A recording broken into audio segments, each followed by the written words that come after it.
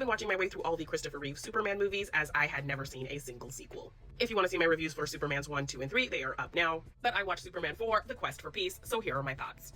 I was well aware of fans' opinion of this film, that it was generally seen as not a good movie at all. And while yes, amongst these 4 films, this is probably the worst, and probably the worst Superman movie, where I was expecting not a single redeeming quality, I did actually find a few things to latch onto with this one.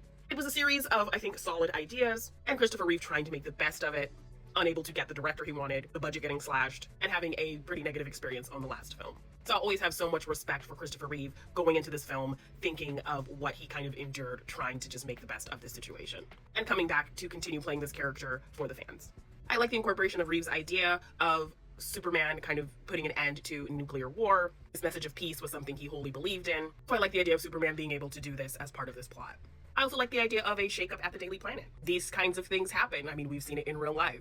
The fact that this bigwig is coming in and just wanting these flashy headlines instead of, the stories with integrity that the Planet is known for, and how that's in conflict with our reporters.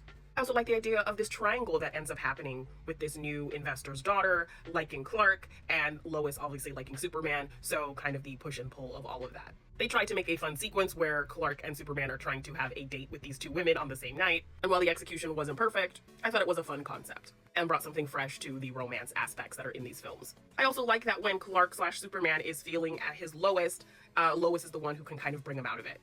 Even though it does feel kind of cruel, him just kind of making her remember things only to make her forget again just so he can get a pep talk. I appreciate that they haven't completely thrown away that romance and that connection, and when he really needs someone to keep him focused and keep him hopeful and believing, Lois is that person. So I did really like the scene where Clark is sick as he's been infected by Nuclear Man, and Lois comes and talks to him. I like when these films can kind of beat Superman down a little bit and remind us that he's not perfect or infallible or all-powerful. It shows at least an attempt to give the story some stakes, even if it's not very well executed. So where I thought there would be nothing that would interest me in this film, I did find a couple of things, which I was happy about. But of course, overall, not a great movie.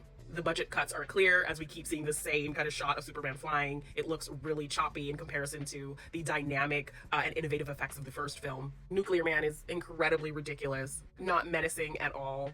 Lex, now with his nephew Lenny, played by John Cryer, is as goofy as ever. So on the villain front, it went beyond a comic booky fun feeling and just went straight into cartoon antics.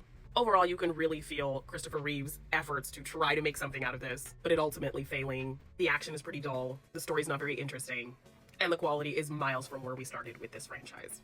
Those are my thoughts on Superman 4, The Quest for Peace. I do have the Richard Donner cut of Superman 2 in my possession, so I will be watching that and be back with a review on that film as well. Thank you so much for watching these reviews and sharing your thoughts and insights and making me more knowledgeable about this character and the universe. I really appreciate it.